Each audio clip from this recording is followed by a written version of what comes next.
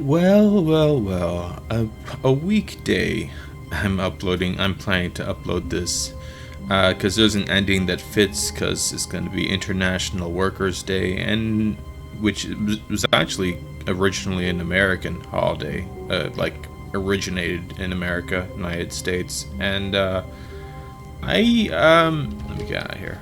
I have there's an ending. That'll be the last ending that I show of this game. I showed it before, but it's fitting, so I'll just throw it in here, instead of having it be an 8-year-old video. So I hope you enjoy that.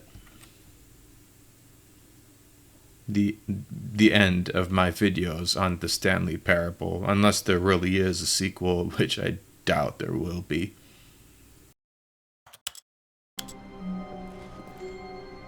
All of his co-workers were gone. What could it mean? Stanley decided to go to the meeting room. Perhaps he had simply missed a memo.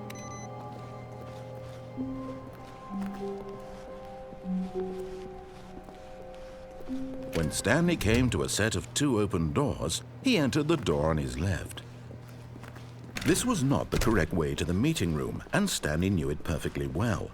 Perhaps he wanted to stop by the employee lounge first, just to admire it. The lounge was sublime, a work of art. What was it about this room that called so deeply and so personally to Stanley? Its grace? Its subtle charm? No. Stanley knew it was something deeper, something darker. But eager to get back to business, Stanley took the first open door on his left. Stanley was so bad at following directions, it's incredible he wasn't fired years ago.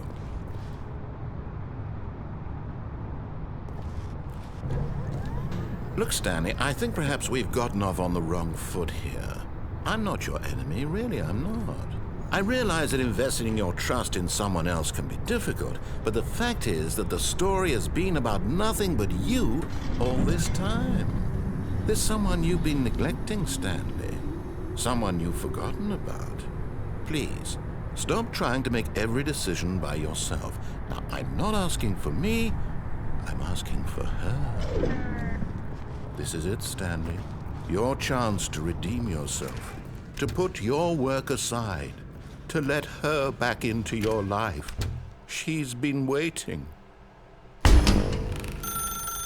That's her, Stanley. You need to be the one to do this. To reach out to her. If you can truly place your faith in another, then pick up the phone.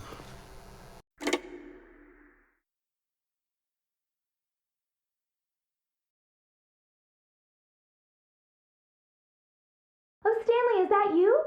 Hold on, sweetie. Sorry to keep you waiting. I'm just pulling the bread out of the oven.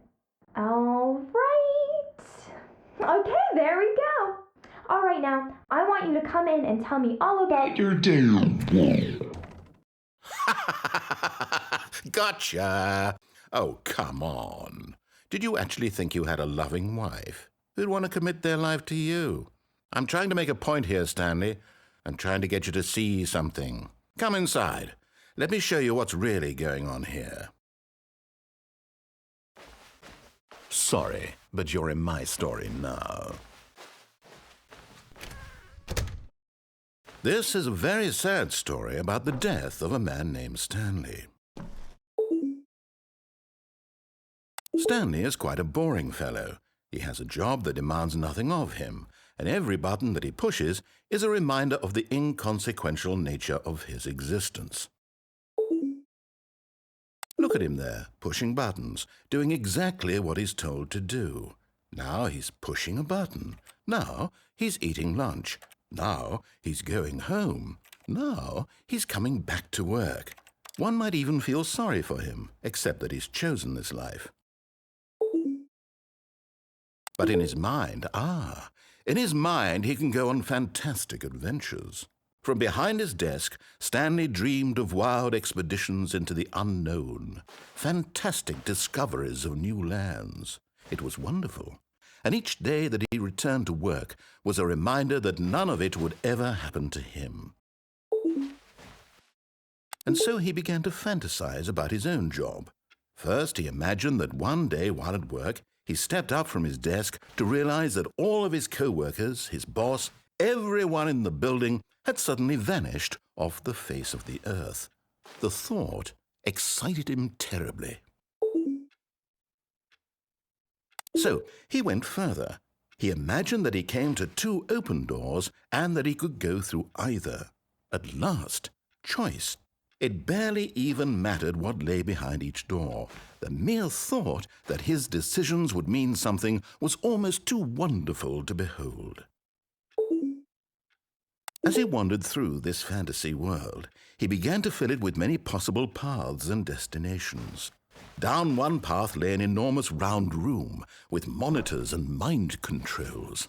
And down another was a yellow line that weaved in many directions. And down another was a game with a baby. And he called it the Stanley Parable. It was such a wonderful fantasy, and so in his head he relived it again, and then again, and again, over and over, wishing beyond hope that it would never end, that he might always feel this free. Surely there's an answer down some new path, mustn't there be? Perhaps if he played just one more time. But there is no answer. How could there possibly be? In reality, all he's doing is pushing the same buttons he always has. Nothing has changed. The longer he spends here, the more invested he gets, the more he forgets which life is the real one. And I'm trying to tell him this, that in this world he can never be anything but an observer, that as long as he remains here, he's slowly killing himself. But he won't listen to me. He won't stop. Here, watch this. Stanley, the next time the screen asks you to push a button, do not do it. You see? Can he just not hear me? How can I tell him in a way that he'll understand that every second he remains here, he's electing to kill himself? How can I get him to see what I see? How can I make him look at himself? I suppose I can't, not in the way I want him to.